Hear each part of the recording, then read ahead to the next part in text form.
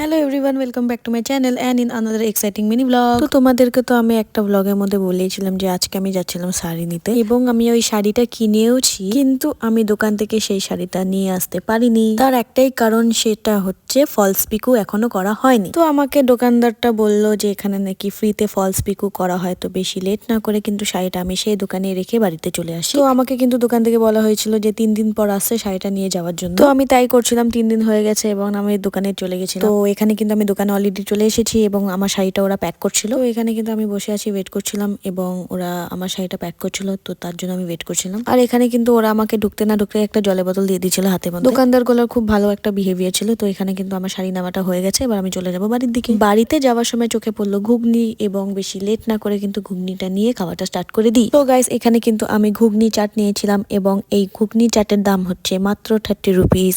আমার কিন্তু ঘুগনি চাটটা খেতে ভীষণ ভালো লাগে। তোমাদেরও কি ভালো লাগে? তাহলে কিন্তু অবশ্যই আমাকে কমেন্টে এসে জানাও। তো এখানে কিন্তু নিজেদের খাওয়া দাওয়াটা কমপ্লিট করে কিন্তু বাড়ির দিকে এগিয়ে যাব। বাড়িতে যেতে না যেতেই আমার চোখে আবারও পড়ে গেল জিলাপির দোকান। নিজের লোভ না সামলাতে পেরে কিন্তু এখানে আমি 10 টাকার জিলাপি নিয়ে নিচ্ছি। নিয়েই একেবারে কিন্তু খাওয়া দাওয়াটা অলরেডি স্টার্ট করে দিয়েছি। জিলাপিটা হজম হতে না হতেই চোখে আবার পড়ে গেল ঘুগনির দোকান। তো এটা বেসিক্যালি ডিম ঘুগনি, যেটা প্রাইস ছিল 40 রুপিস। তো বেসিক্যালি এটা হচ্ছে একটা খাবারের ব্লগ, যেখানে আমি 3 মিনিটের জন্য একটা ফুড ব্লগার হয়ে গেছিলাম। এখানে আমি আমার ঘুগনিটা কমপ্লিট করেই কিন্তু ঢুকে পড়ি বিধান মার্কেটে কয়টা আমলখির কেনার উদ্দেশ্যে। আমি কিন্তু সকালবেলা উঠে আমলখির জুস খাই, তার জন্য আমি এখানে 30 টাকার মতন আমলখি কিনে নিয়েছি। আমলখি নেওয়া হয়ে গেছে, এবার আমি চলে যাব বাড়ির দিকে। এই ছিল আমার আজকের ব্লগ। ভিডিও যদি ভালো লেগে থাকে অবশ্যই একটা লাইক দিয়ে যাবা, চ্যানেলটি ক্লিক করে দেবা, সাবস্ক্রাইব। দেখা হচ্ছে সুন্দর ব্লগে, টাটা।